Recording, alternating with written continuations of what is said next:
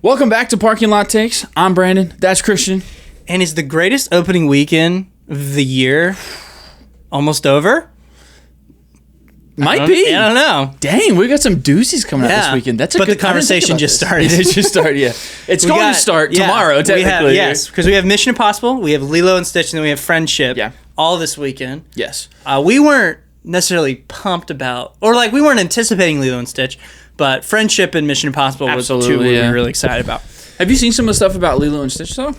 I've seen in the initial thoughts. I haven't seen a lot, but I saw like one headline today that was like, and I take this with a grain of salt, but it was like the best Disney remake we've gotten, and I was like, there's no way. But I just don't. I watched the special look on Hulu. Yeah, and Nani isn't the one who takes Lilo to get Stitch. Oh really? No, it's someone else. Oh dang! And it's like, so why would you changing it up? Why would you change that? It's crap.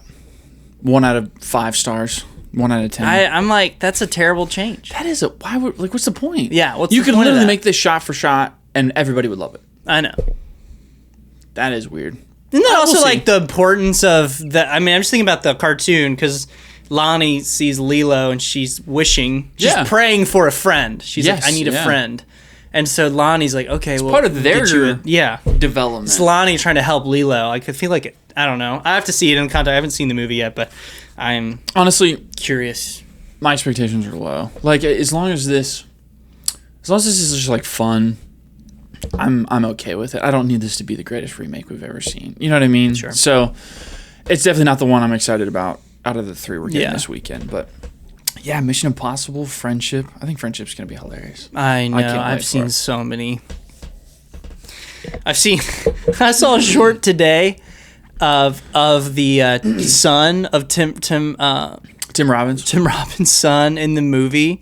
He's in the movie. Oh, I didn't know that. Not his son, but like the guy's kid who's playing his son, or like his character's son kisses like his wife on the lips.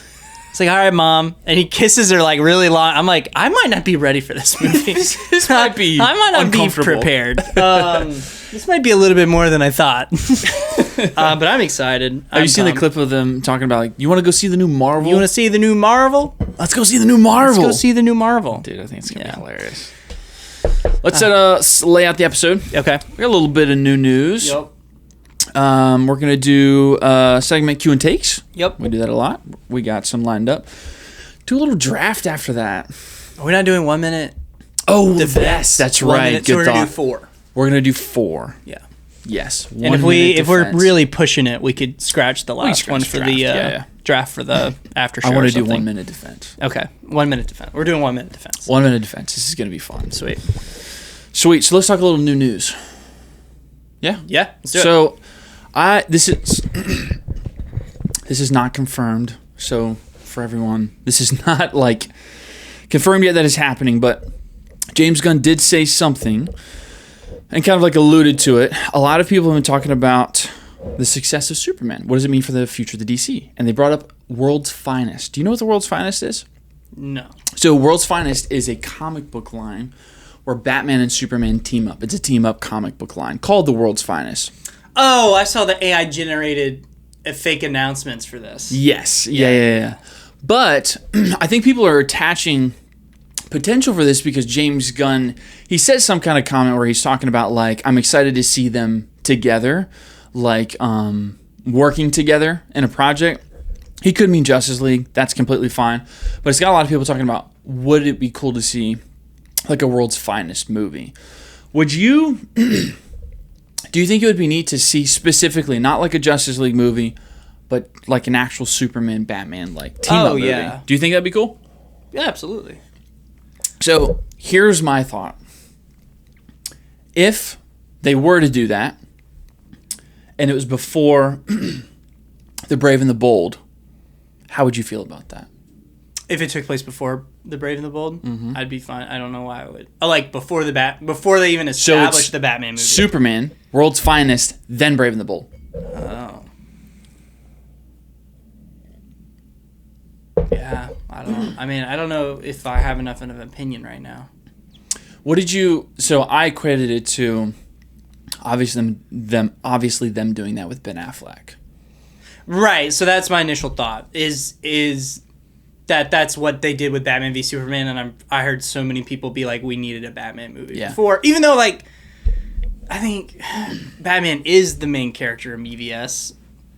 A little bit. It's his. We open with Ben Affleck. You know, his perspective. Mm-hmm. So that kind of sets a precedent going forward that he is the primary antagonist. Do you think that those movies would have done better if we gotten a Ben Affleck solo Batman movie? You know, ask me before reading the comics, I would have said yes. No. Now. You think you just wouldn't care? Like, you don't care? I mean, sure, would I have wanted to see it? Maybe, but I just... Zack Snyder does not get it. I just don't think he does. And listening to him, after reading the comics that are his inspiration, I've said this before. Yeah. But I just don't... the comics that he references that are his inspiration, I don't understand... He doesn't convince me that he necessarily understands the character super well. Yeah. On top of that, I mean...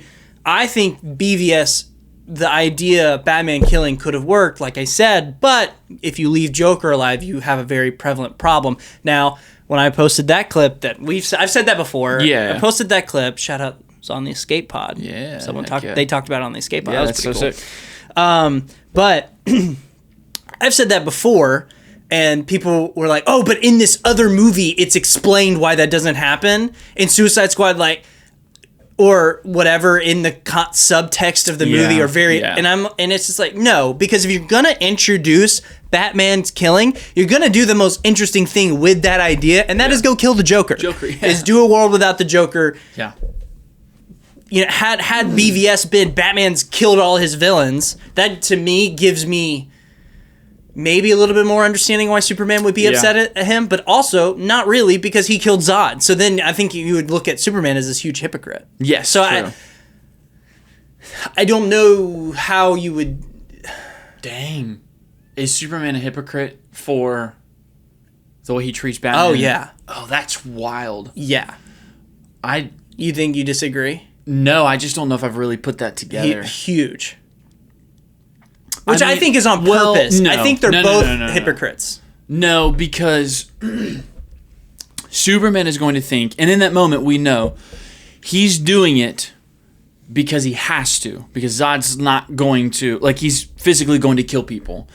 Batman is now doing it out of anger. So it's different motivations. Sure. There are different motivations. So that's what Clark's going to be one is self-defense. And one is murder. Yes. You know, so I don't think he's a hypocrite for... No, I just think on like paper, on a very just basic level, unless you're really going to dive into that idea, you cannot just have Superman interfering and upset with Batman because he killed his villains. You have to address the Zod thing. Yes. Regardless, like me and you I understand, like, well, that's different. Yeah. You have to address that. Batman would not think that way. No. He would be, it's no different. You killed Zod. Right, and I think there's plenty of other arguments of... If you can snap his neck, like, can you not get the fight away from the Sith? I think there's a lot of weird stick your thumbs over his eyes. Yeah, sure. If you can snap his neck, you don't think you can turn his neck the other way? Yeah. Anyway, I digress. Yeah. From whatever we were talking about. I just thought it was interesting, and I don't think they're going to do that. I think they're going to do Brave and the Bold first before they would do World's Finest. But it's just been getting traction, and I was like, man, if they were to do something like that and not establish the Batman, I think this DC universe really needs to establish the Batman first, because I felt like the DCEU hurt by not having the Batman solo movie. I do think that. I think we needed a Ben Affleck film. For sure. Before Batman v Superman. We wouldn't have had to rush Batman v Superman.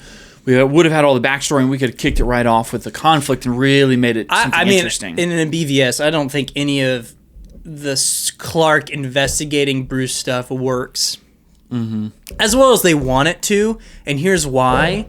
Because of the specific situation Clark decided to take an issue with, I just don't understand. He decided to have a problem with branding. The one branding where he has directly killed other people, but he's weirdly obsessed with the guy that got branded and shanked. Yeah. Why did they shank him in prison? Why does Batman putting a guy in prison with a brand means he dies? Well, I mean, it's kind of assumed that, you know, obviously if you've got the mark of the Batman, it's like a taboo thing. You know what I'm saying? Like, Why? it's like if you were to have like a specific like gang symbol that people But he's would not target affiliated you for. with Batman. Why are they targeting the mark of the Batman? I have an answer. Because they hate Batman. Why? Because they're all put in there by Batman. So why would they kill a guy that's also been put in by Batman? Because I think it's just like the mark. It's the brand. It's just meant to be the point of like... That may... that doesn't make any sense to me. I know what you're saying. I guess my thought process was always just... They see the mark. Batman's probably who put him in there. They hate Batman. So that person's like where they direct their anger. That's just where I put it. I can't get to Batman, so I'll get to you. That makes no sense. This guy... I have an answer, and it is... You could have done the... Like, this is sex trafficking. Yeah. Because that's what that guy was doing. Yeah. But they don't do that. It's just, oh, when he brands them, they're going to die in jail. Why? I mean, like, you gave an answer. I still don't understand why they would care. Because it's not like they put the brand of the bat. It's, here's, if you had the, like, people branding themselves as Batman and said, we're the Batman, like the mutants in the Dark Knight, and then those guys go in jail and those guys get killed, sure. Makes sense, and then Superman can have an argument and be like, Batman is radicalizing people to go out and commit more crimes and be bad people. I've got to stop him versus just, this is a bad guy. I'm branding him for reasons why, and then those guys are going in jail. Yes. And then the other inmates are mad because Batman branded him, which is the reasoning. That makes no sense. But like, so all that to say, that being the Superman's like issue with him, I just don't think is interesting. I think it'd be much more interesting if Bruce was constantly trying to take down Clark. Clark could care less until the Martha thing gets captured, and then he's like, whatever. Okay. I don't know. I think there's 100 ways to fix that movie. I'm so mad because I became a douche canoe that read the comics and just doesn't like it. Don't like it anymore. I just don't like That's the movie so funny. anymore, and I just totally dismissed it. It's funny. I'm not like low on Man of Steel. I haven't really gotten lower on it because I just think the take isn't that different from what I received in animated. I think Superman in animated is kind of consistently stoic, a little more standoffish, serious. And I think constantly like Young Justice. Yeah. Like they were all weird about Superman, like Superboy, and they were like, talk to the big guy, stuff like that. And they start to develop Superboy in him, but he's very much like afraid, kind of like nervous around him. And Superman does treat him not great, but I mean, there's reasons for that. Yeah. But I think about Superman versus Shazam and Justice League Unlimited, like that. To me, just doesn't feel that far off from what the attitude of Man of Steel. Yeah. But That's funny. I am excited for the new one, obviously. And I think it's going to be better. Yeah, I think it will be. I'm excited for that. I hope it's better. We need something better. It's funny because I watched Batman v Superman like a month ago, and I was like, nope, this is still. I still think this is great. I would love to see Nolan's initial script for Man of Steel. Oh yeah, Nolan likes Man of Steel. Yeah, like he does. I'm almost led to think he might have taken it in a similar direction. I would assume he would, honestly. I mean, if you look at the Dark Knight trilogy, which is, like we've said, kind of action spy movies that end up kind of having a skin. Getting skinned Batman with the villains, even though they're not, maybe other than the Joker, everyone's kind of a version of their character. Well, maybe the main cast, you have Bruce and Bruce, Alfred are definitely those. But then like everyone else is kind of a version of it.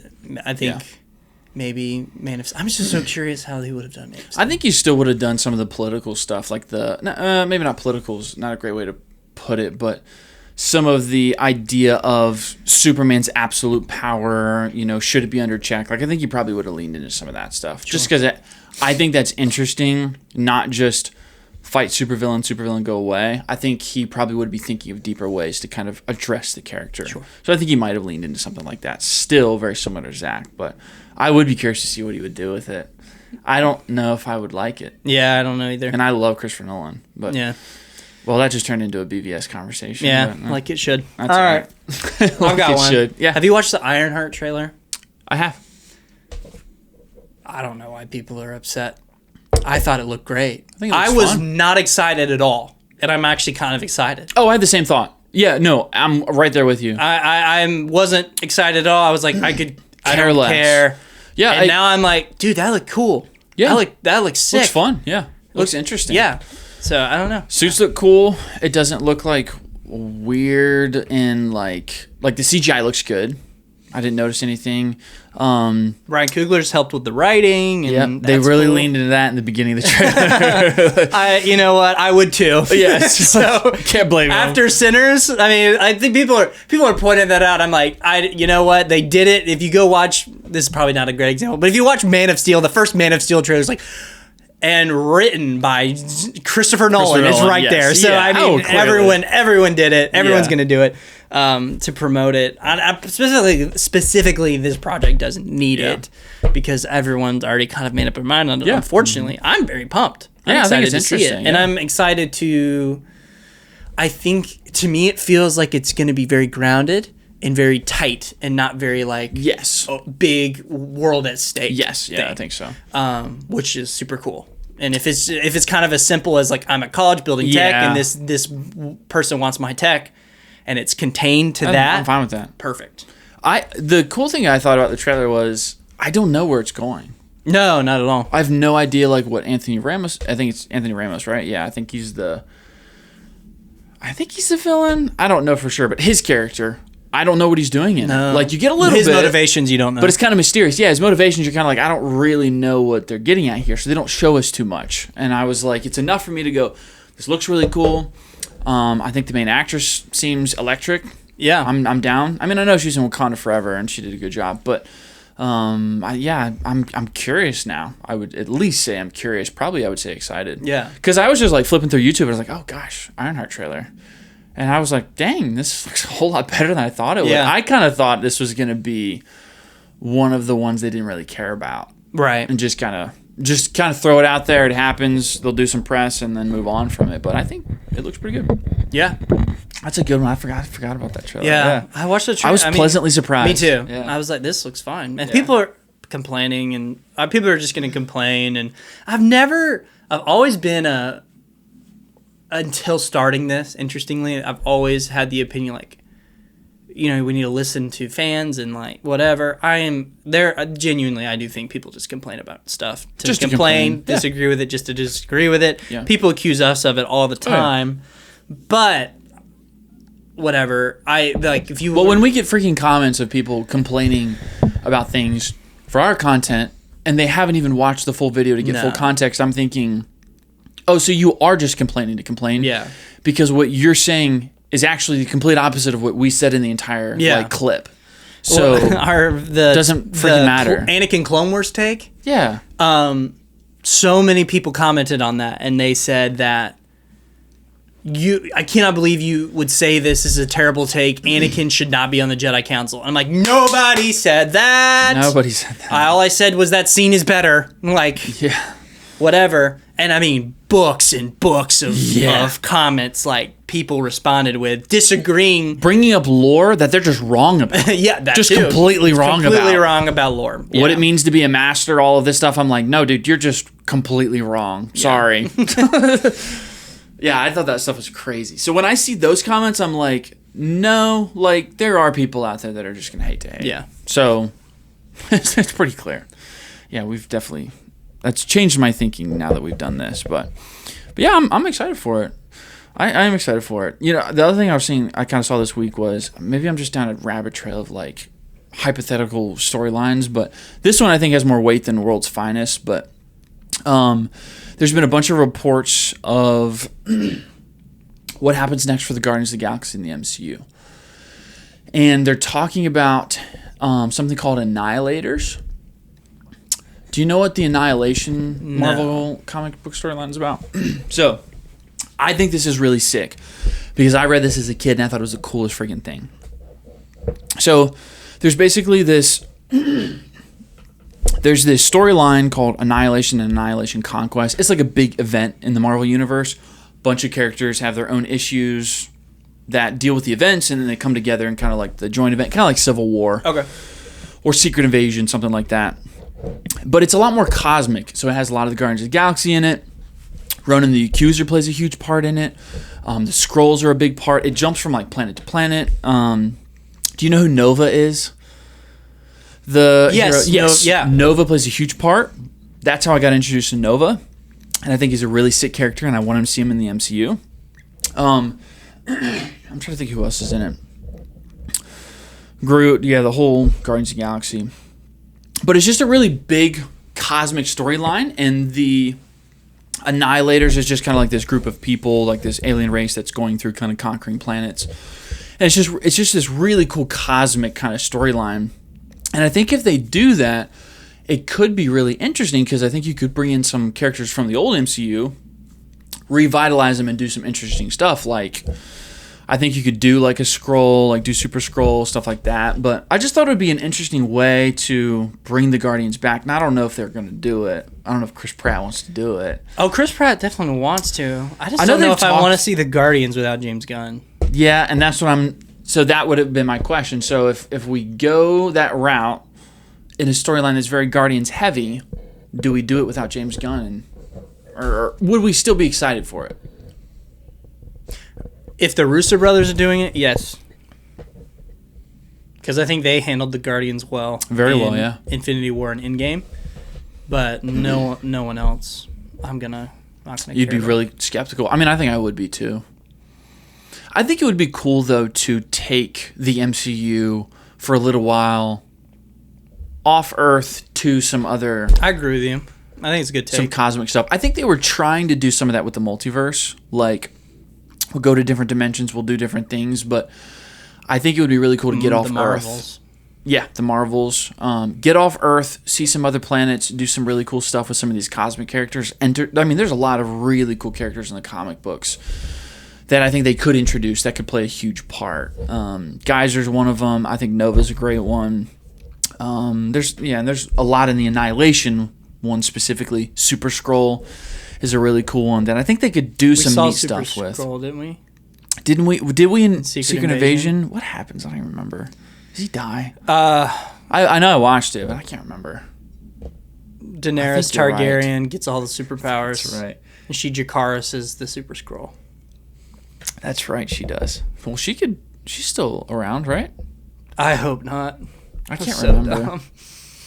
Dude, I genuinely can't remember what happens in that series. And I watched the whole thing, and it was a drag. Gosh. I think they could have done that so much better. Because specifically in this comic book storyline, there's some really cool stuff they do with, like, the Skrull as, like, a race. Like, you go to their home planet and, like, doing stuff with them, and it's really cool. And I remember watching Earth's Mightiest Heroes. Yeah. And the Skrull arc in that is extensive. Yeah. Oh, yeah. There's like some sick stuff. Yeah. Where they're, like, impersonating Avengers and whatnot. Dude, like, that stuff Captain America's been in the show for 20 episodes, and the Captain America you've been watching is a Skrull. Yeah. It's crazy. That's insane. But, yeah, I think Cosmic would be kind of fun. We'll see if they do it. That's a cool idea. No, I agree with you. I think that would be a cool way to have maybe some people game plan what to do when we bring it back to Earth, and then explore more, be more. I think you can do more different. I think you can be broader, do different, make more, be more expansive, maybe expansive, experimental with different tones, and things like that. And I think when you take it off Earth and you go into the cosmic, you could do more, maybe horror. Yeah, absolutely. More comedy. I don't really want more comedy, but I mean, there's like planets are at war. I mean, you could do a very like war heavy, kind of a little bit darker tone. Like you could do a lot of stuff. I mean, basically these Annihilators are just going from planet to planet, conquering and like slaughtering people. And their main leader is a Thanos level villain and Doomsday kind of level villain, or Doctor Doom level villain. So I think they could build towards him, and it would be really cool. Gotcha. Kind of like an Ultron, kind of like what we've done. So that's why I do think it's cool if they go that route. If they were to start, let's say they do this. after we get out of Secret Wars, they start building towards it. They go a little bit more cosmic. And you start hearing about this group of people that are conquering planets, or they showed up and something's destroyed. And you just get pieces and you start to build more and realize, oh, shoot, this is getting closer and closer to planets that we know. And maybe eventually it does go to Earth, but they stop it before it gets to Earth, or they go out. Because that's essentially what they do in the comic book line is they go out to the planets to try and stop them before they get there. And I think that would be really interesting. And then maybe they fail and they do make their way to Earth, and then Earth's mightiest heroes step up to kind of help, these cosmic heroes. I think it could be fun. Yeah, I agree. I see a route for them to build towards it. But, that's a cool idea. So I thought it was kind of neat to hear some of that. I think it'd be neat. But man, that was the only new thing I was really thinking about this week, I guess. That's cool. Because I'm just thinking about, like, what do they do after Secret Wars? You know what I mean? Chris Pratt, was he on a chair in the Doomsday cast? No. But he's in the concept none of the Guardians are. Right, but he was Star-Lord was in the concept arts. Yes. I'm assuming. I think if he's not in Doomsday, he'll be in Secret Wars. Yeah. I think they're all the end of Guardians 3 it says Star-Lord will return, so. Yes, that's right, yeah. So. Good point. So, yeah. Only Dave Bautista really has been the one to say if James Gunn's not involved. That's fine, because you need to be Bane. Bane. Although he is, I don't want to. He's gotten a lot. He's purposely shrunk down. Like, he's still very fit, but he's just not as like bulky. Yeah. He looked great, but I saw that and I'm like, that's probably good for you health wise. Yeah. But it's a bummer because to me that's like, you might not be Bane because you are slimming down. That's unfortunate for me to hear. I don't know if I'd want to see him as Bane. Really? Yeah, I think we could do something more interesting. Why? What do you mean more interesting? I'd like to see a younger Bane too. He's pretty old. Yeah, but I guess if he wears a mask though, and he's just a villain. I don't know. Yeah, I mean, I think it would be. I don't think the Bane. Are you thinking just like one and done Bane? Yeah, no, I don't necessarily feel like Bane needs to be its own Batman villain. I guess for a movie, I think he could be like in the. Yeah. No, you're right. I mean, in many comics, he's a side character essentially. He's also not American in a lot of the comics. Oh, I know. That's why I want because he's. Oh, you're right. That's a good point. He's like a. But you could sell that. Well, the mask is a luchador. Yeah. So that's why I was wanting Dave Bautista. I think he's perfect. Yeah. I mean, I didn't think about he has the wrestling WWE background. Yeah. But on top of that, I think he has the presence and a gravelly, deep voice because I want Bane to speak in Spanish. Yeah, that'd be cool. Speak Spanish and have that presence that he does. So, Christopher Nolan whitewashed him. I mean, don't get me wrong. I like Dave Bautista. He's been in some great. I like Tom Hardy's Bane. Let's get that out there real quick. Well, that's a joke. Yes.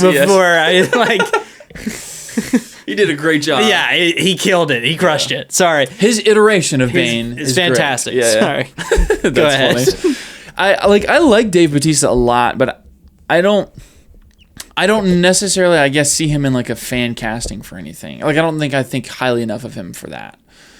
Now, I don't have a good answer for what I would want to put in the Bane right now, so I don't have like a lot to say about it, but I just feel like we could do something better. I don't understand that, but we can move on. That's why I say I don't have like a good person to fill that. Like, I'm trying to think of someone. You're like maybe Dwayne The Rock. I'm joking. The Rock. I don't know who you would. Yeah, I don't know how else I would put in there, but I don't know why it would matter if he's young or not. I guess I'm thinking longevity just to keep playing the character. But if he's in the mask, I guess it doesn't matter. Yeah. Well, let's do Q's and takes. That's our news. Q's and takes. Yeah, let's do it. All right, I've got 5. You got 5. Maybe we'll see. We'll see what I can come up with. Hey, this is our podcast. We can do whatever the heck we want. Yeah. All right, I got a few. So, I saw something this week. This is my first one. Shout out Duck Takes. I saw them talking about this, but I thought it was really interesting, and I kind of wanted to see what you thought specifically, and it sparked me to be thinking a lot about it this week. We've been talking a lot about Star Wars, there's been a fun little conversation going around, and like I said, I saw Duck Takes talking about it. Here's my question to you. You might have seen this. Does Star Wars, since Disney, do more good or more bad for the overall franchise? Oh.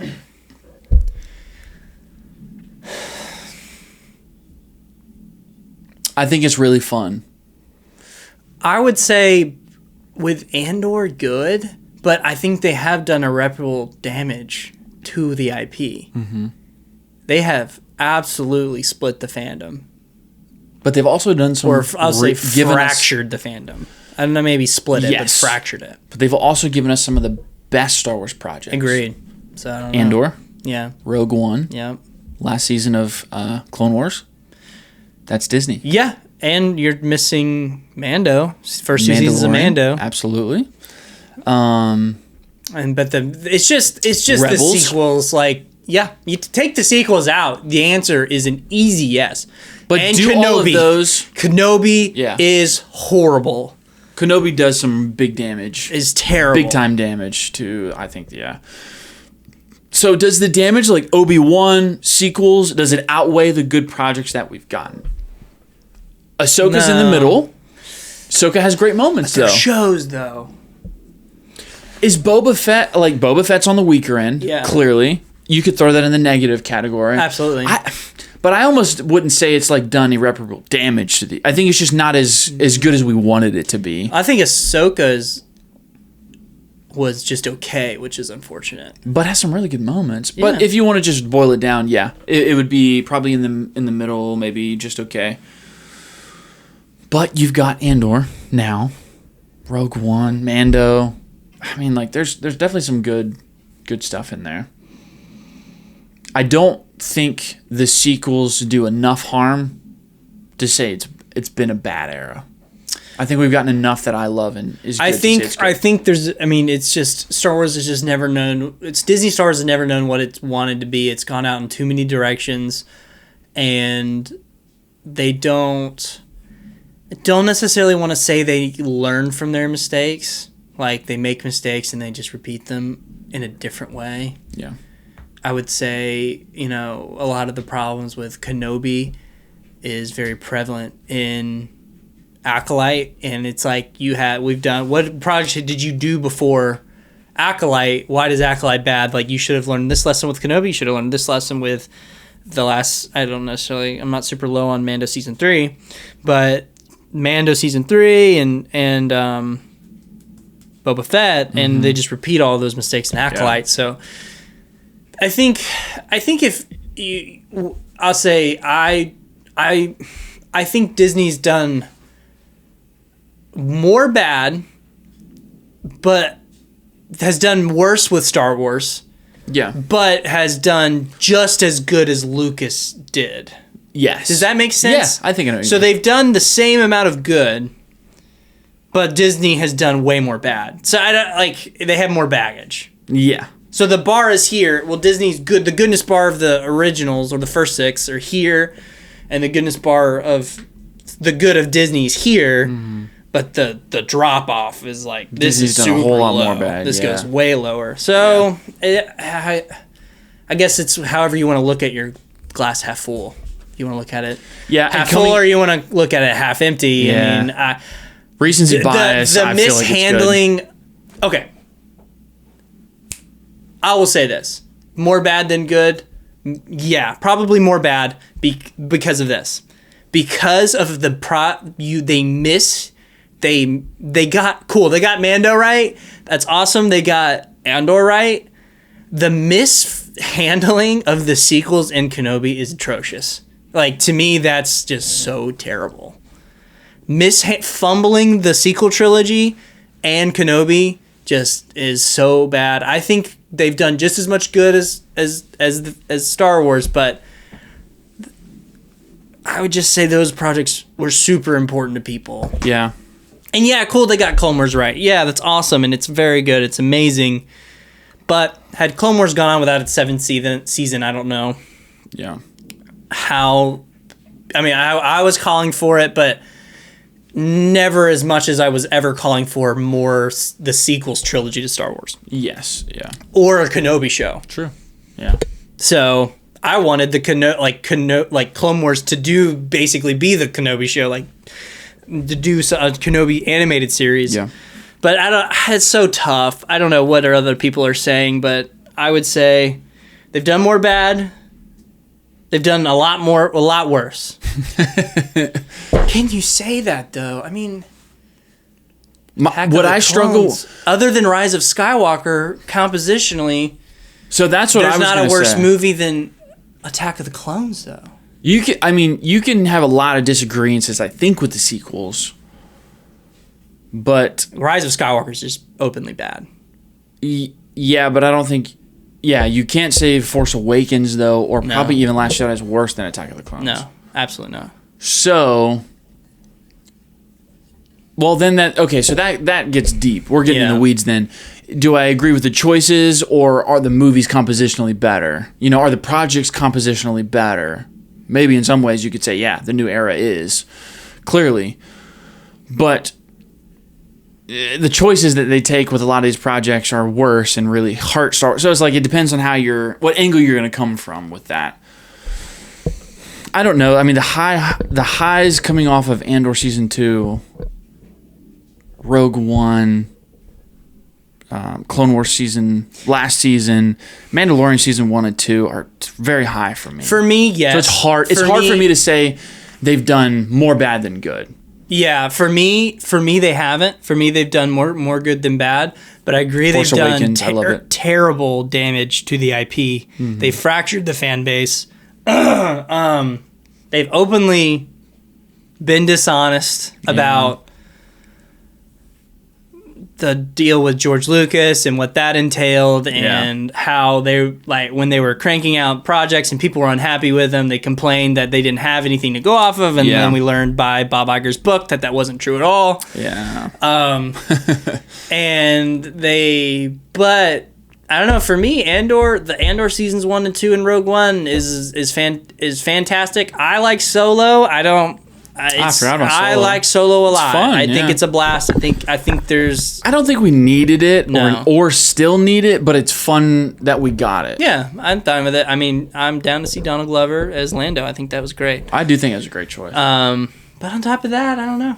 I mean, they've really hurt. Obviously, it's clear they've really hurt the fan base. Yeah. Like, Star Wars makes no money, which is crazy. Star Wars makes them less money than like Pixar, I think, and Marvel, which is wild. Yeah, man, and that's gonna be tough if they do another. So that's telling with movies, right? I mean, people just aren't excited about it anime. Yeah, so they've done something. Yeah. So they've just the marketing. I think all the marketing's bad. I think we can get. Why can the shows be so good but the movies not be? Yeah. Or. I don't know, because I like Rogue One. It's tough. I genuinely, openly dislike one Disney Star Wars movie. Yeah. That's crazy to think about. I've never thought about it like that. Because I don't really agree. I don't agree with a lot of Last Jedi. I don't think one thing of it. There's one detail I just don't think works, which is Luke, the reasoning for the hermit for Luke. Mm-hmm. Also, have you ever thought about why Luke left a map to himself? Yeah. I was just thinking about that the other day. Why did Luke just leave a map and then be like, I didn't want to be found? Well, don't make a map. That's an easy way to not be found. Yeah. Unless it was that old guy who was mapping it. But R2 had the last piece. Last piece, yeah. But, oh, dude, that's crazy. Isn't it tricky? I I've been thinking about it all week since I saw one. That. Yeah. And which is Rise. And I even came out of Rise on hot, liking it, and I did too. Then sitting on it, being like, sucks. I remember being like, wow, this is fun. This was great. When I rewatched it, I was like, that's horrible. Like, I couldn't even finish it. I think the only reason I liked it is the end when you hear all the voices. Yeah. I was like, this is Star Wars, baby. This feels so good. But then you learn, I hear Qui-Gon. Let's go. But then I came out so excited, and then you sit on it, and I'm like, oh. This is not good. Like, they just decided, I don't know what to do with this movie, so we're just gonna throw in clones and more Star Destroyers. Like, it's not great. Well, and I just remember loving it when I first. Yeah, that scene was sick. And then I thought, man, if they got all these people to get into a recording booth, yes. Why not put them on set? That would have been such an event, man. Yeah, it would have. And then they absolutely teased us with the evil Ray scene. Yeah. I'm like, dude, yes, like they're doing it. They're doing something interesting. They've got balls. Oh, it's huge. I am so passionate about this. If there is a scene or a sequence that happens in a dream or imaginary, do not put it in the freaking trailer. Yes. Stop. True. Stop putting dream sequences or whatever in trailers. I'm over it. I'm so tired of it. Yeah. It's all baity. Because everybody was speculating about that. Yeah. Oh, shoot. Maybe Ray turns the dark side. Ben flips. No. Didn't do it. There's other examples I'm thinking of in the MCU where they did that, and I'm just so over it. I do not, if it happens in someone's head, if it's a hallucinogenic thing or it's a dream, do not put it in the trailer, because just let me enjoy it in the trailer. Misleading. Because then I'm like, dude, this looks insane, and it's like, oh, but it didn't even happen. Cool, thanks for that. That's funny. Anyways. The only thing to do is appreciate how it's shot. Like, this is cool. It's made. They made it. It made it, and it looks good. All right. Great job. That's our Disney Star Wars. All right, my question. Golly. I'm glad you went that far because ever since I saw that, I've been thinking about it all week. I've been looking at each project, weighing out, does this lean towards positive, negative? And it is tricky, but I definitely came out positive. I guess we're high on a lot of Star Wars movies. We really, really like Rogue One. We are. And we really, really like Solo. Holy crap. Even though I agree with you, Solo could not have existed. I'm fine if Solo never existed. But I like it. But the fact that we have it is really fun. Yeah. I mean, Woody Harrelson being in the Star Wars universe, it's great. He does a good job. And the Siege of Mandalore is high. Andor's high. I would give The Last Jedi a 7 out of 10. I think we've been in the space of the negative conversation so much over these years as sequels have come out and shows haven't performed so well that it feels more negative than we really are. Yeah. You know what I mean? That's a good point. But I'm definitely higher than I think a lot of people. Gosh, that's crazy. Rise is a 2 out of 10. I don't think there's anything likable. I don't know if I would go that low. I would. I'd probably say it's maybe a 4 out of 10. They fly now? Terrible. Terrible. Somehow Palpatine returns. Oh, I'm being mean. Ian McDiarmid's good in that movie. 4 out of 10. That's true, yeah. It's whatever. Force ghosts can grab objects. Okay, so why do Force ghosts not just fight every battle? Because they can't die and they can hold a lightsaber. It's a different type of Force ghost, Christian.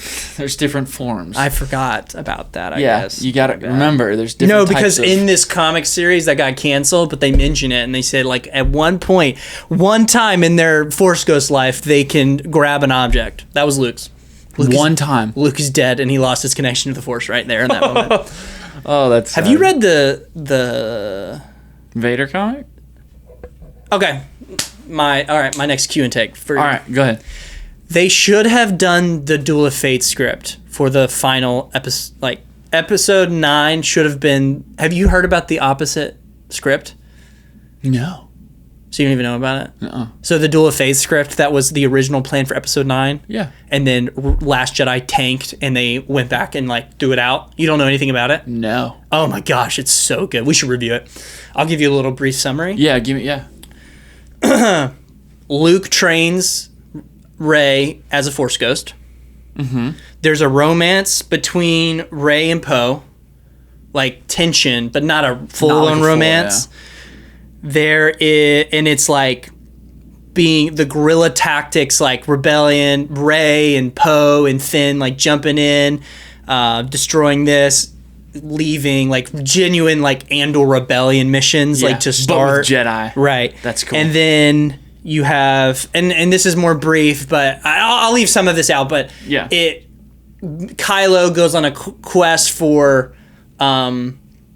Sith training. He finds the Sith Lord that trained Plagueis, and he drains the life force from Plagueis, and then this is what You're going to be mad about this part. Rey and Kylo's final battle is on Mortis. Dude, that's crazy. What? Why would we not do that? Yeah, I know. That's so stupid. I think that. And we went with Palpatine's back clones, and we just been. Oh my god. So your answer is yes. They should have went with the Duel of Fate script. Yes, they should have gone with that. I take it back. Disney's done more harm than they have good. Yeah, and General Hux, he like collects a ton of sucks. He collects a ton of Jedi artifacts because he's obsessed with them, and he ends up like, I think it's called Sambuku when the samurai kill themselves. Seppuku. He does that with Mace Windu's lightsaber because he found it, and he was like, "Are you serious?" He commits seppuku with Mace Windu's lightsaber. That's crazy. Why Disney? There's that you'll read. We'll review. Let's review it. Yeah, that's and we'll read crazy. it. There are elements where you can see where they pulled certain ideas. Yeah. But I mean, yeah, reading it. It's so cinematic, dude. It feels. Star Wars Theory has a video where they literally read the script line for line. Oh, I'm gonna watch it. So you could watch. I'll watch that. Yeah. It's I already like watch this stuff anyway. Yeah. So. But I haven't seen that. That's crazy. It's good. That's sweet. cool. And we got Rise of Skywalker. I know.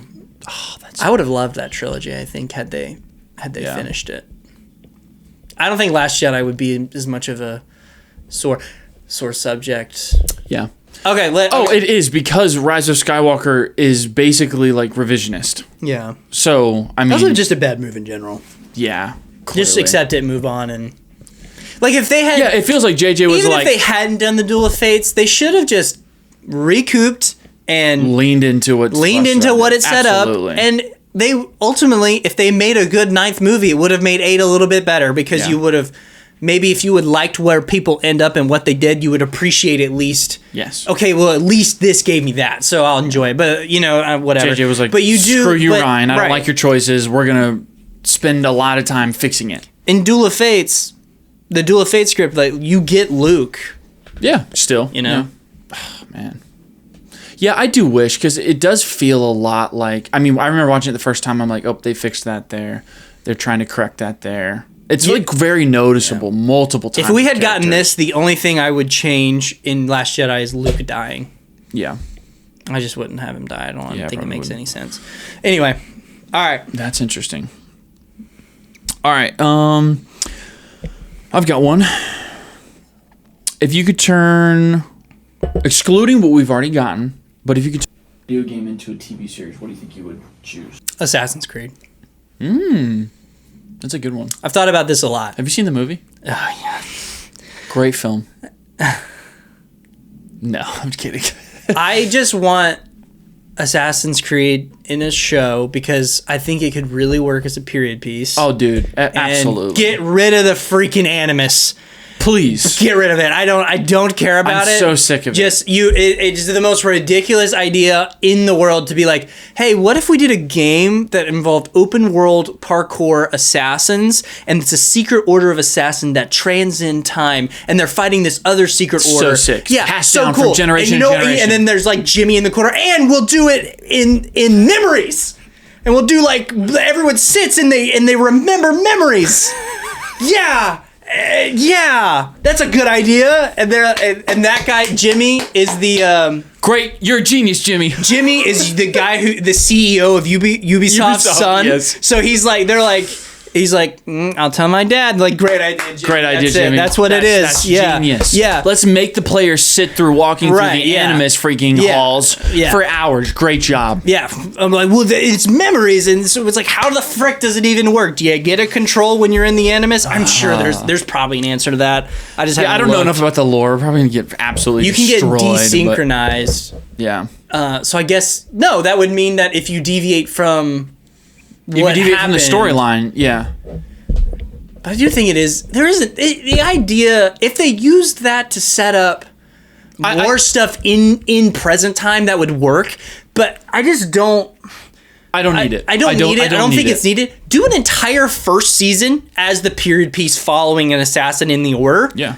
just already doing his thing against the Templars, and maybe try and introduce Animus in second season in a way. Because here's the thing, I do think it's interesting that the what is it called when you're in the Animus? Oh, that's a great question. That the ancestor or whoever is in present time learns all the skills because they're living the memories of learning them. Yes. I think that's interesting. Yeah. It's just never used in the games ever. Mm-mm. And I end up just not caring. Right. I just want to get into the world and see what's happening. Right. I love Black Flag. Oh, I love Black Flag. But like casually, this office worker who's in a cubicle is the most deadly person on the planet because he's learning how to from all the skills of not Connor Kenway. Oh no. No. I should know because this is my favorite one. Frick me. Oh, I know what you're talking about. What is it? I can't remember. You remember the cinematic trailer for that Black Flag? Oh my gosh. With Blackbeard? Yeah. So great. Fights like a man. Or fights like a devil. Looks like a man. Yeah. So good. That game is so fun. I spent so much time on freaking ships blowing up crap. I can't remember. Edward Kenway. And it cuts to Edward Kenway. Yeah. I'm just kidding. Yeah. That's right. That's I didn't funny. even say that into the mic. That's hilarious. Dude, yeah, I would love an Assassin's Creed or HBO Max series. Oh my gosh. I just think if you do every season a different time period, like we go to feudal Japan, you go to Norway or Vikings or whatever, you go to... Dude, if we did a colonial times Assassin's Creed like 3, oh my gosh, it would be so sick. But just leave out the anime stuff. I really just want each season to be a fresh... They should adapt 3. Absolutely. That'd be a great season of television. But yeah. Wouldn't it be, do you think they should do all of them? So start with Altair and then do Ezio for 3 seasons and then do Edward and Connor? Or do you think no? I think just do Connor? So if we're gonna follow the storyline, I think they need to do Ezio for 3 seasons. That's an Assassin's Creed show. Yeah. And then they do spin-offs, Assassin's Creed Shadows or whatever you want to call it, and do it with the other ones. Do Assassin's Creed Black Flag. Why not? Oh, please. Why can't you do that? I think I'd rather have Black Flag. I think we are missing a good pirate show. I'm going to be honest. I know there's there is a pirate show called Black Flag. Yeah. Dang. You could do something. Game is so good. You could do it. Who cares? No one would be upset. Call it nobody would care. No one would care at all. If you called it Assassin's Creed Black Flag, everybody would be on board. But I think that'd be sick. I think there's an easy way to do that. Assassins of the Caribbean. And then the sequel to Pride and Prejudice. Mask and he goes, "We have our head." And he's holding the head of some poor soul. You're such a moron. Yeah, great pitch. You can have that, HBO. Yeah, you're welcome. I just made you a bunch of money.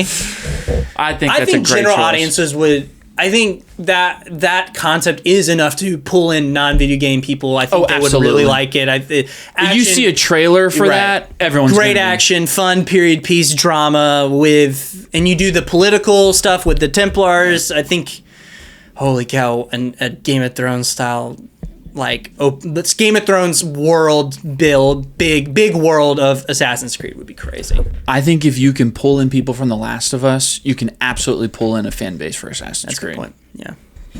All right. Clearly. You know the one I thought of? Yeah. Did you ever play Destiny?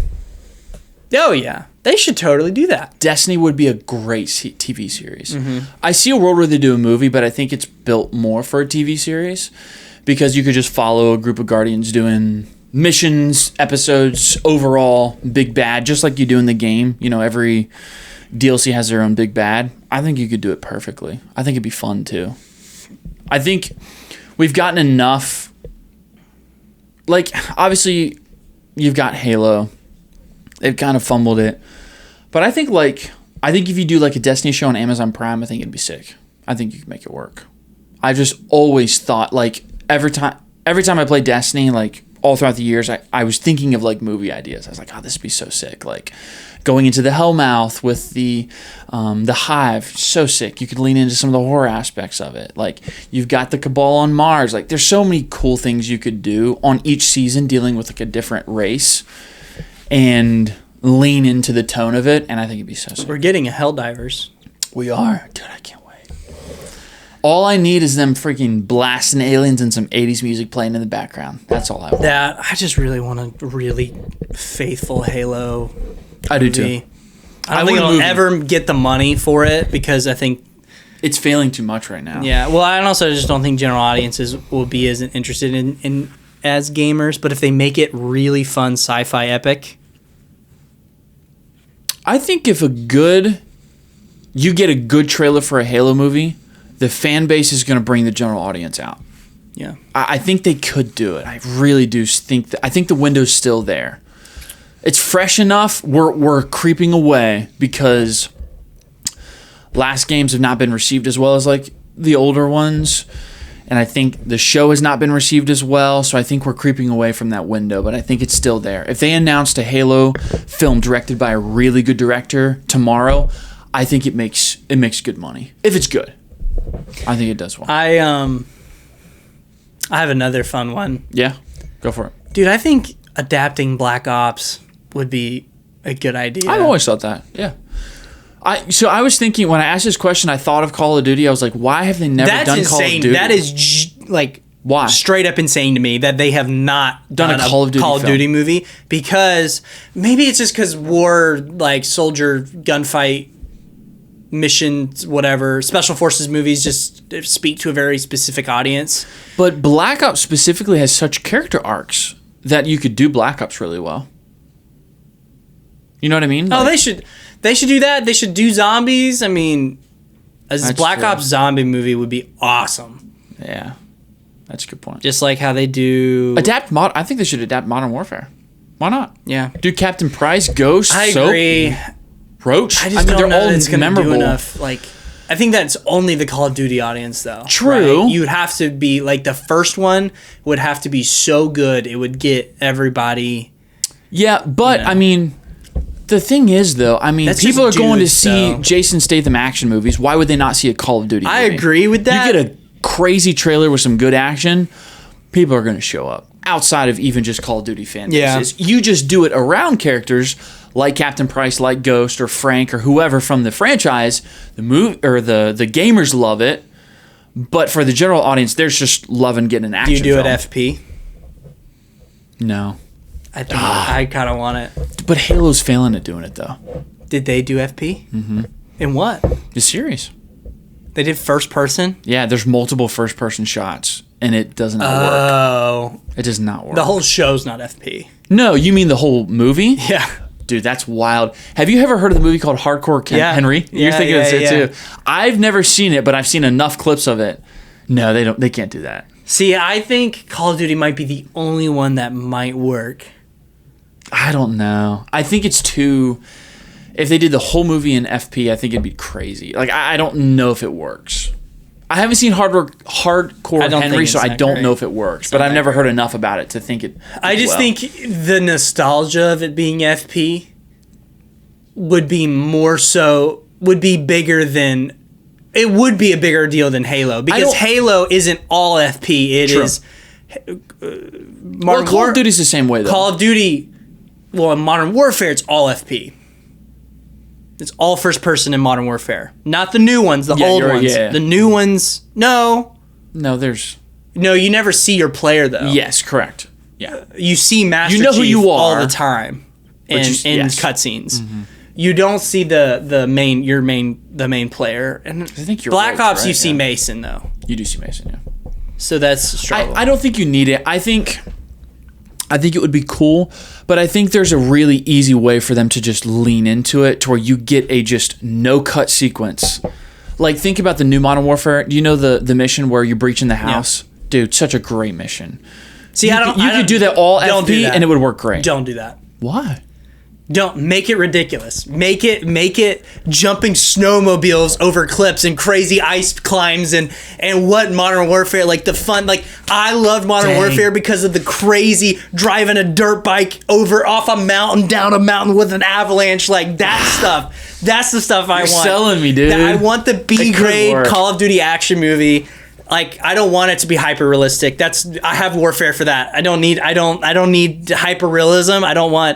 I don't necessarily need like good CQB. I want guys sliding on his knees, pop, pop, pop, and crazy like 360 no scoping like, with the intervention, crazy breaching, and the walls are coming down in slow motion, boom, boom, boom, shooting the evil guys, getting them in the freaking gulag and like all of that, the crazy on the helicopters, the evacs, the drop it like that. That's what I want. I don't. Dang it! That's what that like. That sounds. Do you know what I'm talking about? In Modern Warfare 2, the big escape on the snowmobile mission. Yes, that like so great. Like it's flying down the mountain. Shooting people on a snowmobile, jumping like that's what a Call of Duty movie needs to be. Not this super hyper realistic thing where it just feels like everything else. It needs to be so ridiculous and just like feels good, right? Adrenaline and that's what it needs to be. That's what I would want out of it, at least. Just crazy.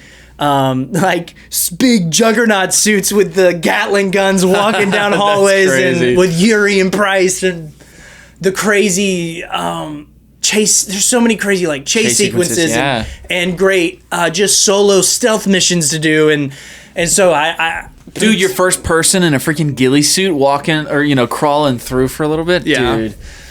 Yeah, you're selling me on that. I think we could make it work. We're gonna write this movie. We're gonna crowdfund the new Call of Duty film starring you and me. I'm just kidding. All right, that's sick. That's what I want. That gets me pumped. That's what I need. Please let this happen. Just don't make a game, golly, for 2 years. Yes, please take a break. That's a all right. Wow. Is Alien Romulus the best Alien movie?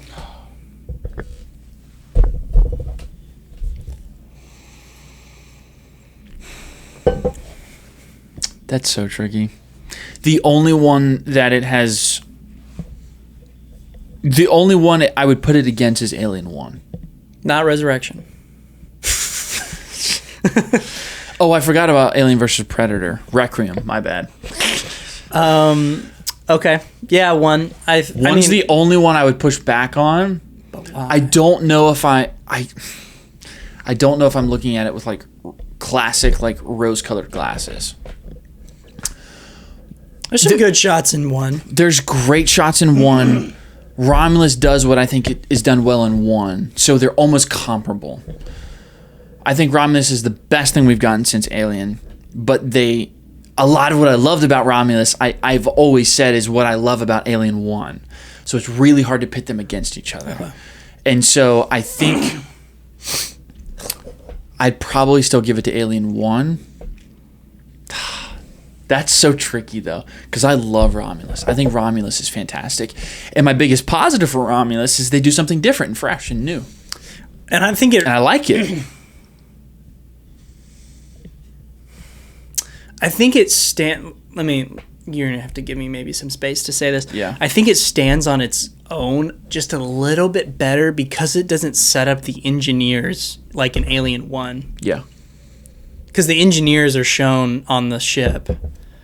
It's just a little bit less grand than Alien 1. It's tighter. Romulus is, which is weird in my opinion, which is kind of weird to say. Yes, but I think that is the point. Right. But it's just weird to say that Romulus, then usually the first one in the franchise is the grounded, tight. Yeah, and it expands beyond there. And then it grows. Whereas I think Romulus comes back in and is very succinct. Yeah. The Alien franchise tried to do that, though, and it didn't work. Right. So that's the problem. No, that's the point, was to bring it back. But I think they brought it back and did it better than 1 does. So anyway, but yeah, we got to go. We got to power through these. Yeah, we do. That's right, yeah. What's your take on Wes Anderson?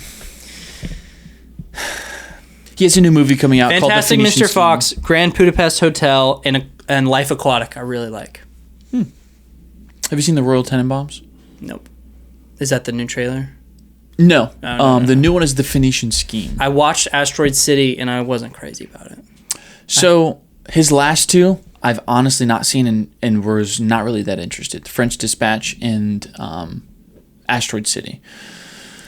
Audrey loves Wes Anderson. It's like his favorite. He is a vibe, and that's what you're there for. You're there for incredible shots, good vibes, symmetry, and it's great when it's done well. It's really good, and it's very unique. I love his style. The Phoenician Scheme, though, has got me really interested. Yeah, I do want to see it. May 30th, right? Yeah, the clips of Michael Cera. I'm so curious. Yeah, Benicio del Toro. Like something about this has more charm or something different that Asteroid City did not have in the trailers that has me actually kind of excited for it. And I'm really curious to see it. There's like have you seen the clip of Michael Cera where he's like, would you ever consider...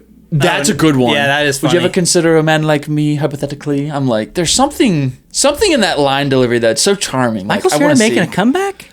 Probably is. I don't know. Wow. He's been making the podcast tour. I've seen that. He has? Yeah. Wow, he's been on a couple different ones. Kim Kardashian. Oh, gosh. Clip that out. Do you know what I'm referencing? No. Has she been doing the podcast tour? Oh, no, I don't. Have you not seen the Parks and Rec blooper reel? Oh, yes. Yeah, okay. That's one of the best freaking bloopers I think ever. No, I think I really like those. I think those are the normal ones people like too. But I think I'm a little bit... It's those three I really like, and then everything else I kind of trudge to get through for whatever reason. Moonrise Kingdom's really fun. It's really charming. I really like that one. I've never even heard of that. I should really just see more movies. So yeah. I was just curious because I've been seeing stuff for Phoenician Scheme. Yeah. Hit me. You got one? I did, and it's lost in my brain right now. I've got more. I can rattle them off. Okay. Yeah. I might jump from that. What was I going to ask you? Go ahead. Another kind of thoughts. What do you think about One Piece? I've seen 400 episodes. Did you watch the live action show? I did. I actually really liked the live action show. I really liked the live action show. That's what I was curious. We never talked about live action show made me want to watch the anime. Yes. Which is why I did it. Which I think is great. Yeah. And I'm actually really excited for season 2. Me too. Next year. It's great. But I was surprised. It captures the vibe really well. And it captures the heart of it very well. Better than the Atlo live action. Oh, yeah. Yeah, I think you're right. It's got the tone and vibe that One Piece has. And it's funny. It's fun. It's fun. I think it leans into... I think it is... obviously more succinct, but I do think that the changes are better. Yeah. Especially with the clown. Is it Bozo? No, it's not. No. Oh my gosh. I don't remember the clown. Not Buggy the Clown. Buggy the Clown. Yeah. I think that's some really his change is pretty good. Yeah. It's funny. Although I like sorry to interrupt you. You're good. I like the startup in the anime better with Luffy and Zoro. Not Zoro. Yeah. Is it Zoro? Yeah. Oh, Zoro and Nami. I like all of that in the anime more. I think that they spend a lot more time with it. So it's funny because I've heard a lot of people, and I don't want to linger too long on this and get into a One Piece convo, but when I started watching the anime, a lot of people say you need to get through like Nami's backstory, you need to get through Arlong Park. Like it's a ways before you start really liking it. I actually really liked the Nami backstory. Yeah. I thought Arlong was really fun. So I liked it early on. So I was excited for season 1 to adapt it because I didn't think I needed to trudge through it. And I thought they did a great job with it. It made me like those early arcs even more. I really got lost in the Sky Islands. That's where I did too. So I'm in currently like Skypiea. Yeah. And I haven't watched it in like a few months. Yeah. Like I'm struggling to get through it. Yeah. To me, none of that stuff is super interesting. Because when I got through, what is it? Alabasta arc. I like that one. I liked that one. And then I kind of started to fall off after that. But anyway, we never talked about the show. And I was like, I really like the live action show. Like I'm actually really excited to watch more of it. But, okay, you got one? Or I got one more. Dude, I do not remember what I was going to ask you, and I feel so bad right now. No, that's fine. I should have written it down. It was probably really good. Yeah. Or not. If you could be on the set of one movie, what movie would it be? It can be any film throughout history. It can be any...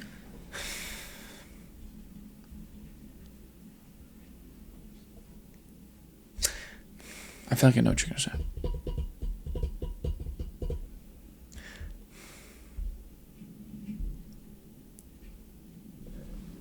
Trying to think future.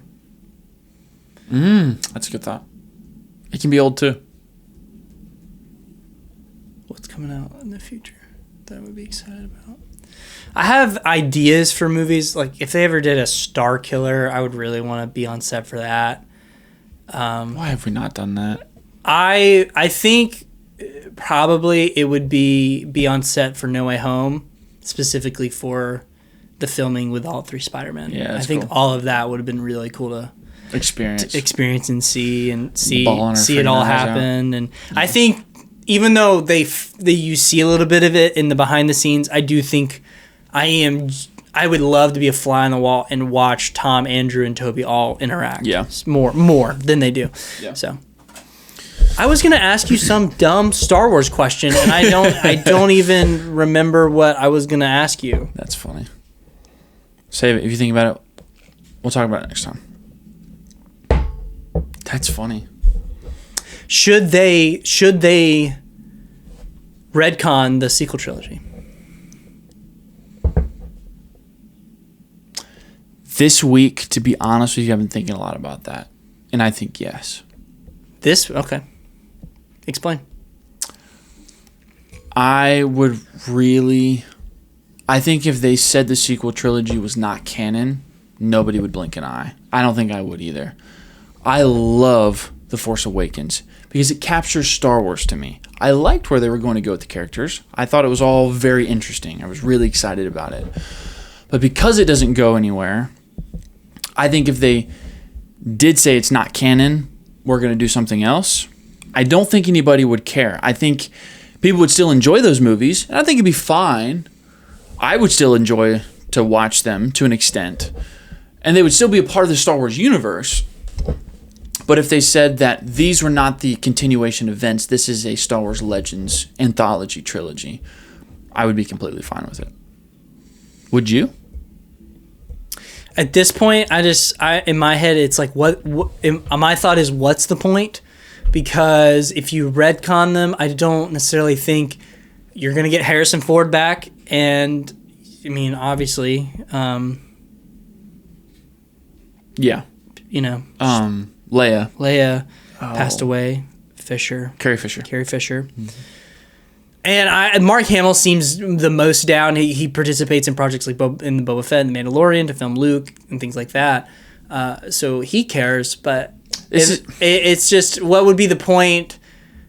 Because I don't think you're going to get, I don't think you're getting Harrison Ford back. No, I don't think so. So it would just be Luke. So you have to explain Leia somehow, and I think people would just want it just for it to be gone.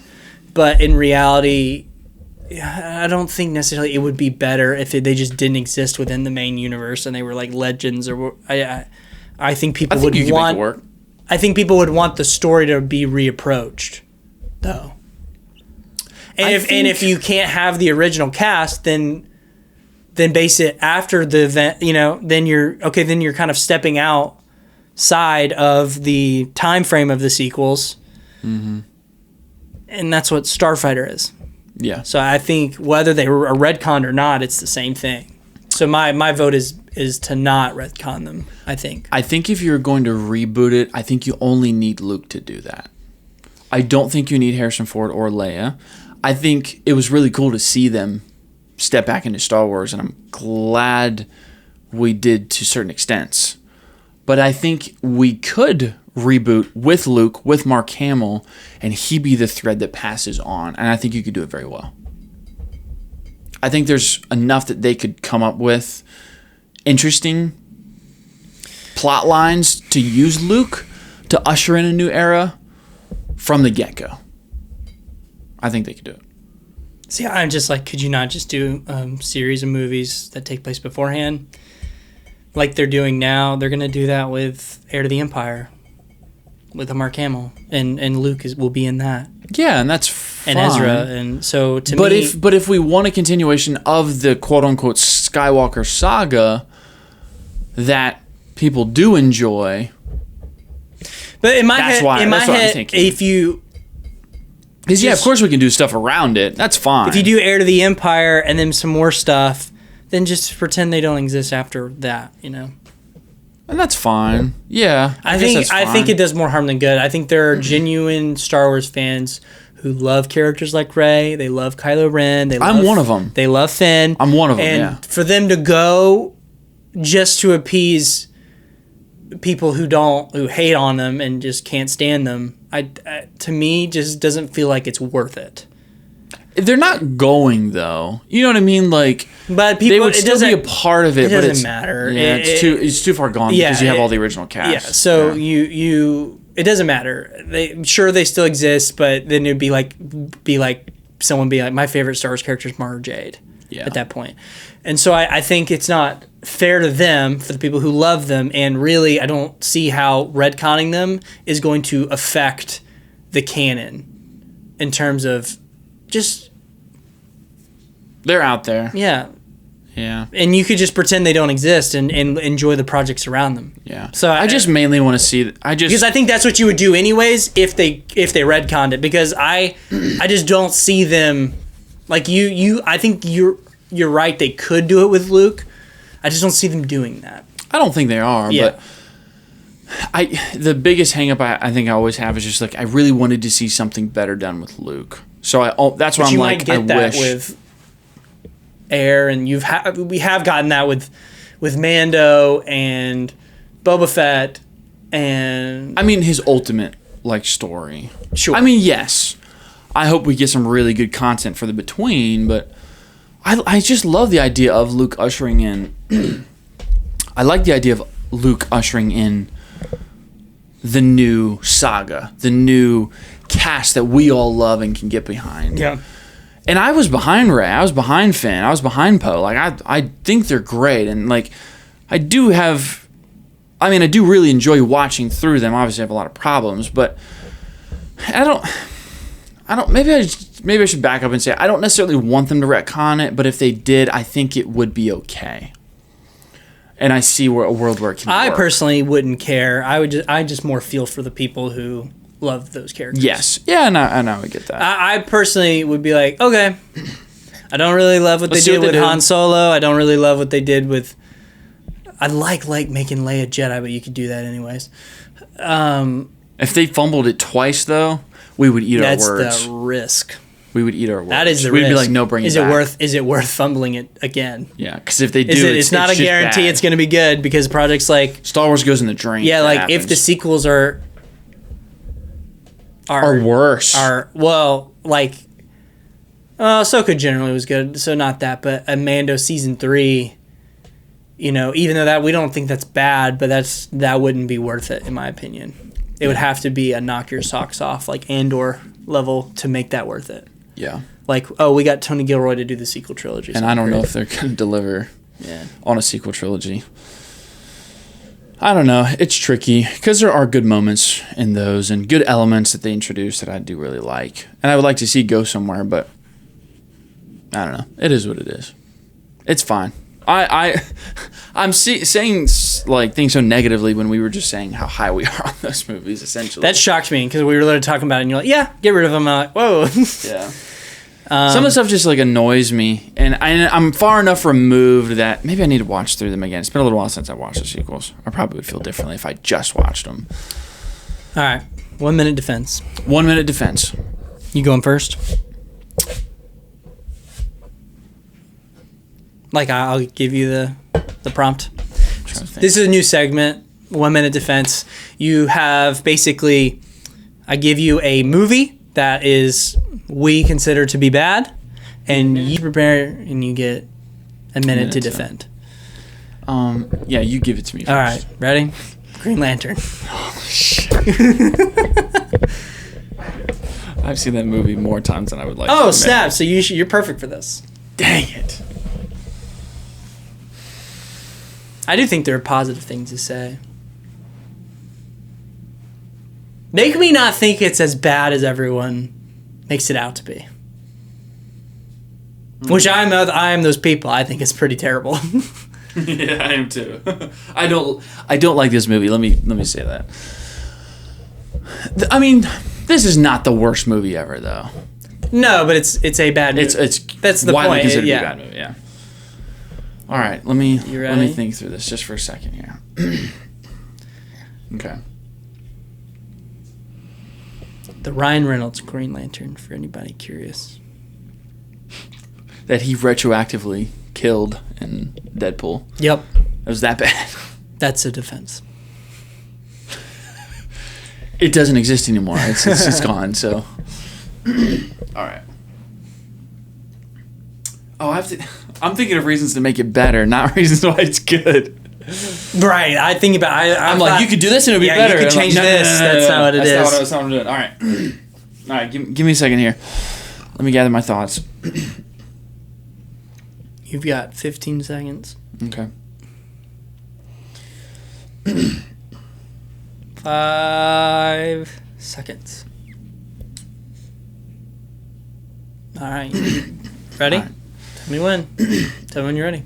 All right. I'm ready. 3, 2, 1, go. Here's why Green Lantern is not that bad of a movie. Sweet. Okay. Number one, you have Ryan Reynolds. Ryan Reynolds is a good actor. He's electric. He's got a lot of comedic chops.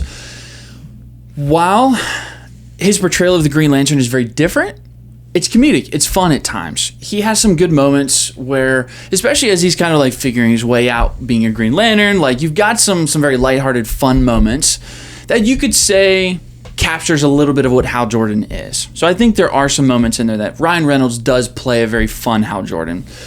I think his chemistry with Blake Lively is interesting at times, but there are some really good moments between them dialogue-wise, especially like early on.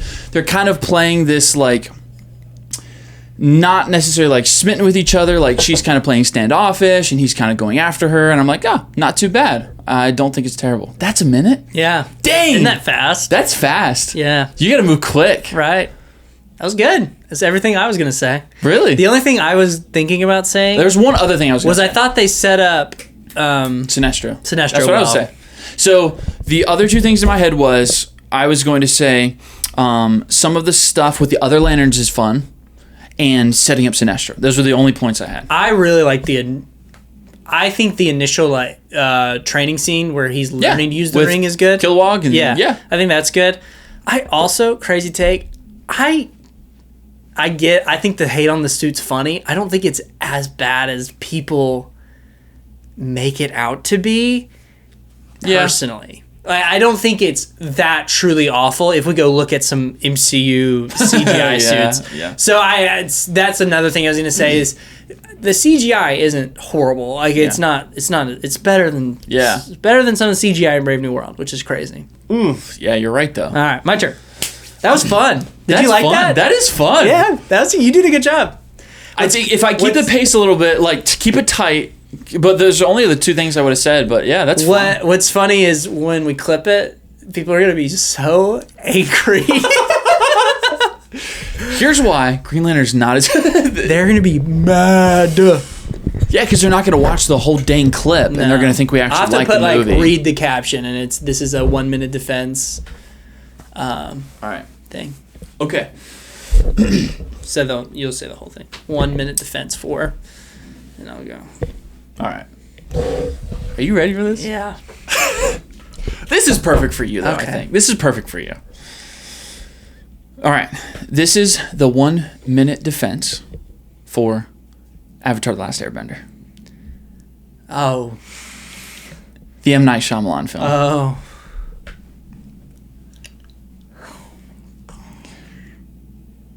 I'm watching the clock. Think it through.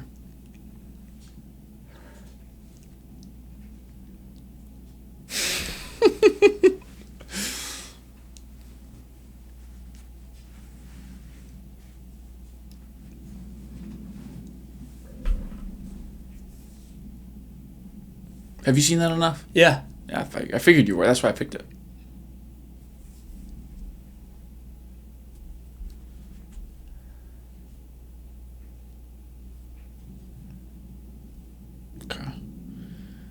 You have about 15 seconds. Okay. I can go. You think so? Yeah. All right. Here's why I think Here's why I think Avatar: Last Airbender, M. Night Shyamalan movie. It's not as bad as thing. That's terrible. All right. First off, I thought the interpretation of Aang's tattoos was interesting. I don't necessarily love it, but I think that's it wasn't the worst idea to do the tattoos as a pattern. I didn't think that was the most horrible idea ever. Mm-hmm. Executed, not great, but I appreciate maybe that idea to stylize that a little bit more. I think the trailer for The Last Airbender is really good, where it's just the teaser and it's Aang in the temple doing bending techniques, blowing out a circle of candles around him. Now, until he takes off the hood, it's totally ruined because it's whitewashed. But I think that initial sequence, do you know what I'm talking about? Yes, I do. I think that works. Yeah, and I think Aang's movements in that sequence work well. Another thing I think is okay, an okay change that I definitely prefer it the other way, but I think it makes sense, is making it so they can't produce fire and they have to use existing fire to bend and they can't do it. It makes Iroh's moment when he creates fire bigger and more important. That would be what I would say about it. Interesting. You did good. That's not bad. Yeah, those are interesting points. I couldn't tell if you were like, I just totally disagree. People complained about the tattoos, and I said, well, I think it's fine. I think it's fine. Yeah, I don't think you should really complain that much. I think that's not that big of a deal. On top of that, I don't agree with the firebending. The firebending is important for the characters that they create fire, and it's so destructive. But I do think, why can they create fire? They don't ever explain that. Yes. Why can they just create it? Why isn't that they have to bring fire with them like they do in the movie? And I don't necessarily need it explained, but it does seem unfair, right? Yeah. They're the only bending technique that they can just create and have wherever they go. I would pick fire for that reason, because anywhere I go, I'm going to have it. Yeah. So I just thought it was funny that you were using the trailer as a point for the movie. The trailer's good. I know what you mean. The trailer with it's just not a point for the movie. Like, I know what you're saying, and you connected it to the movie, so I gave you the pass on it. But when you said the trailer, I was like, gosh, that's not a great reason. Like the teaser. The teaser is not a reason for the movie being better. Then just go watch the teaser, not the movie. That's all that you should do. No, that was good though. That wasn't bad, and you moved well through it. So you're right. I mean, some of that stuff does look fine. The set design and the air temple and the candle thing, I think, is a cool idea. Yeah. I think that's a cool director choice. I think that's a cool idea. My boy M. Night Shyamalan. Did you watch Trap? I didn't. I liked it. Archer said it was good. I liked it. It was cool. Believe it or not, I'm higher on M. Night Shyamalan than a lot of people. A lot of people give him so much crap because of his bad movies, but he's got more good than bad. Yeah, it's just his lows are low. Airbender's terrible. Lady in the Water, or Lady of the Water is Airbender rough. Might be the worst movie ever made. Yeah. But yeah, I like a lot of M. Night stuff. But I never watched Trap. But yeah, I heard it was pretty good. The reason I didn't watch it is because I felt like the trailer showed me everything. Of Trap? Yeah. It does not. It really? Absolutely does not. Like, I thought, and maybe that's a good point. Maybe that's a good reason to watch it. Like, in the trailer, when they flip and show you that the dad is the killer, I'm like, that's such a huge, like, spoiler for the plot twist. But if there's more, great. It's not the plot twist, though. I just wish I would have seen that in the movie. I would have been like, oh, shoot. You would have known what you were going to watch. Yeah, I would have. They set it up very well. Like, there's a murder in here. Like, they don't show you in, like, one of those trailers, like the first trailer, towards the end that he is. And I was on board. I was like, oh, cool, M. Night Shyamalan. They're trapped in here. There's a killer. It's going to be interesting. I'm here. That's all I needed. But the reason... When they showed me the dad, I was like... But that's not the trailer, though. The trailer is... That is a trailer. This is this is a sting because we got wind that the serial killer is attending this concert. Yes, but I didn't need to know it was the dad. Why? What? But they're following the dad. So you think if the dad's not a cop and he's just a normal dad, I guess why would? Well, I would have been intrigued as why we're following him and his daughters. I just don't think you can get enough. I would have just thought they're there. They're probably going to go through something with this killer interesting. And I know that's the point, though. I know M. Night Shyamalan has twists and turns. That's why people come to these movies. So if they had just given me the plot, showed me something interesting, something mysterious is going on, he's there, they're trapped in, I would have been there for it. If they had made him a cop, I'd give that to you. I just didn't need it. I was on board, and then they showed that, and I was like, oh, if they had made him a police officer, I would give that to you. Because then it's like, he's just there to attend, and then he's catching wind of the SWAT, and he's like, hey, I'm an officer, that gets him a lot of access. I would have given that to you, but and then I don't know what trailer you would have that would, you just can't not. You could pitch a family's trapped in a stadium with a serial killer, and you'd be there. What? He's not hunting. Especially because he's hunting them, though? That's what I mean. Like, how do you do that? I don't have a great way, like, off the top of my head to do that, but like, well, no, let me back up. Maybe not hunting them, but there's a serial killer hunting people. Right, but you have to add stakes to it. Why is he involved, and why does it matter? Put him in a hoodie. You don't show his face. Put him in a hoodie. People are dying. And they're like, who is it? This is a drastically different movie than like what it is, though. I'm just saying, like, none of this is even close to what the movie is. Well, okay. Well, then I'm completely speculating just from the trailer. Right. Okay. So I'm just telling you, the trailer's gonna subvert your expectations. Well, then that's good. Then I would maybe come back to the trailer after watching it if it's different and say, oh, it's straight up. You only see like the first hour. Like, trailer footage is only the first maybe hour. It's the setup, and then you see like him like talking to the girls and they're trapped. Like, there's not girls and they're trapped. What are you talking about? Yeah, or like on the phone. Like, there's the scene of like the girl on the phone and he's like trying to get in the door. That's in the trailer? Yes. It's in the trailers. I didn't see that trailer. Never mind. You should go back and watch it because it's with his M. Night's daughter. Yeah. Yeah, it's bad. She's like frantically like on the phone. And he's like, let me in or whatever. And I don't remember all of what he says, but that's not good. So I'm like, I just feel like I've seen. That's fair. The plot. That's fair. I didn't know that. The trailer I saw was like, what's going on? There's a lot of cops. Hey, do you know what's going on? Stuff in like the bathroom of the stadium. I heard the serial killer is at this probably a whatever, but we're following up on it, and he like checks his phone in the bathroom. He's like, I'm gonna go to the bathroom. He checks his phone, and there's like the person in his basement. Yeah, I've seen that. Yeah. And it's him kind of walking around the stadium. That's the only trailer I ever saw. So I thought that was. So when you were like, I wish they would have shown me the killer. I'm like, I don't know how you have anything interesting. Yeah, no. Like I know he's like, yeah. I mean, I should probably still watch it. I thought it was good. Yeah, Audrey said she watched it. The twist. There's a good twist. I think the twist is good. Did you watch Knock at the Cabin? I heard that was terrible. Yeah, it didn't go very well. Dave Bautista, your boy. My boy for Bane.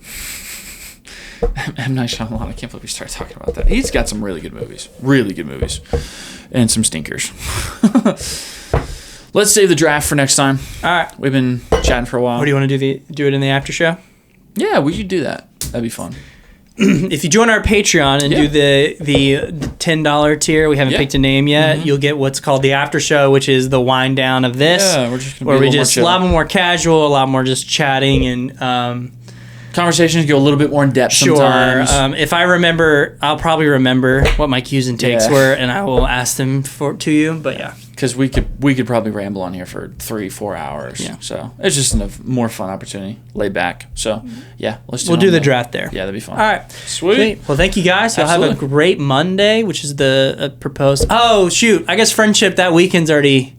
How did I say it? Might be over. I should have said might be over because it would have been. Yeah, that's true. It's almost over is what I said. Yeah. So we're shooting this. It'll be coming out. Movies will be coming out this weekend. Yeah. And then we'll be talking about them on the next episode. Right. So after you see this, So be expecting, friendship. Probably Lilo and Stitch. Talking about that on the next one. Sweet. So. All right. Love you guys.